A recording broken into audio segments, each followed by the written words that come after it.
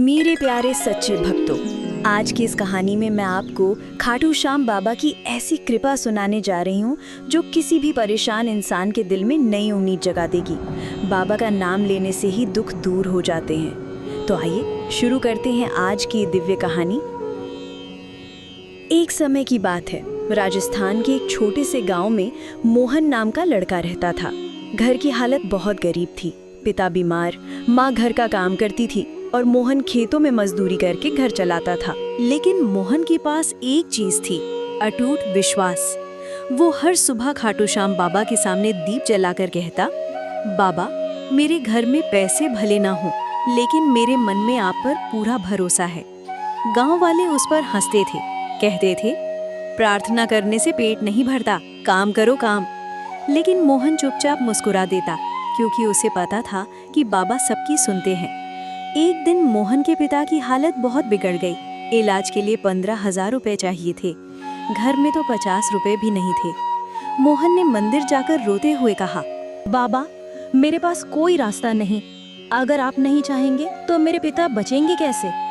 दिल टूटा हुआ था, लेकिन विश्वास नहीं टूटा था। रात को मोहन सोया ही था कि सपना आया। एक सफेद दाढ़ी वाले तेजस्वी पुरुष बोले, बेटा, सुबह पूर्व दिशा में निकलना, तुम्हें मदद मिलेगी। मोहन ने समझ लिया ये श्याम बाबा का आदेश था।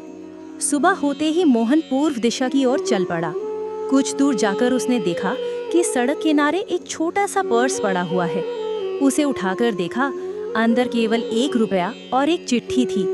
चिट्ठी में लिखा था, जो भी ईमानदार व्यक्ति ये पर्स पाए, कृपया इसे पास के मंदिर में जमा कर दे।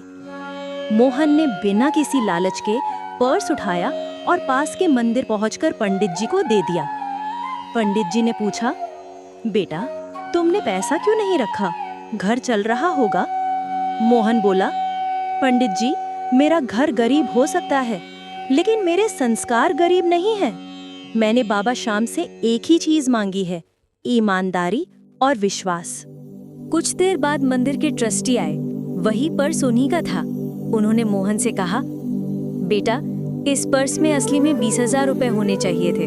किसी ने निकाल लिए होंगे, लेकिन तुमने बिना 1 रुपए का लालच किए इसे वापस किया, इसलिए हम ये पूरी राशि तुम्हें दे रहे हैं। मोहन की आंखों में आंसू आ गए। ये ठीक वही रकम थी जो उसके पिता के इलाज के लिए चाहिए थी, और उसी रात इलाज होने से उसके पिता की जान बच गई। मोहन समझ गया, ये कोई पर्स नहीं था, ये श्याम बाबा की कृपा थी। इस कहानी से हमें एक चीज सीखने को मिलती है, सच्ची भक्ति वही है जिसमें स्वार्थ ना हो।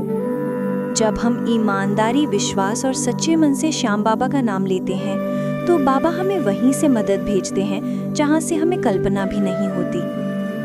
याद रखिए, श्याम बाबा देरी कर सकते हैं, लेकिन कभी इनकार नहीं करते। जो भी इस कहानी को सुन रहा है, श्याम बाबा उसकी हर मनोकामना पूर्ण करें। फिर आप धीरे धीरे ये मंत्र बोलें, जय श्री श्याम, जय श्री श्याम, जय